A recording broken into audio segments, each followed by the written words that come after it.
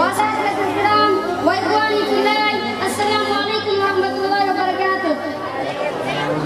من حسن الحظ منذ اليوم أفصل الكلام عن خلق سيد البشر خاصة وسيد الأكوان عامة. إخواني، لا يستطيع لسانا أن يصف ذلك الخلق العظيم الذي شرف الله بحبيبه النبي عليه الصلاة والسلام وصفا كاملا، وأنا كعبد ضعيف لا يمكنني إنساء ذلك، وغير أنني سأحاول قليلا من الحديث عنه إن شاء الله لينال أجر الدنيا وجزاء الآخرة. سادتي ونسائي، قصة مشهورة جدا.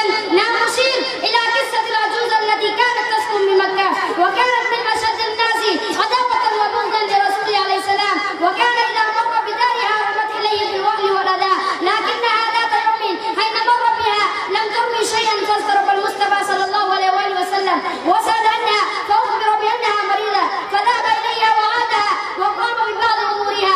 لما رأت هذا كل من تأثرت وأسلمت.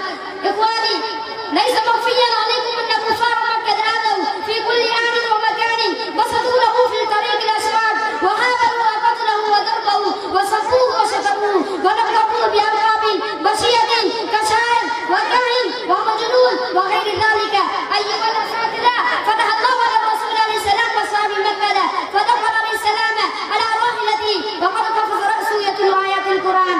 إخواني، بعد لحظة قليلة جميع أشراف العرب رجالها ونساؤها مجنونون أمامهم خافضين رؤوسهم باسلين عابسين، والنبي عليه الصلاة والسلام قادر كل القدرة على قتلهم والقضاء عليهم أجمعين. فسألوا ما لا ترون عني فاعل بكم؟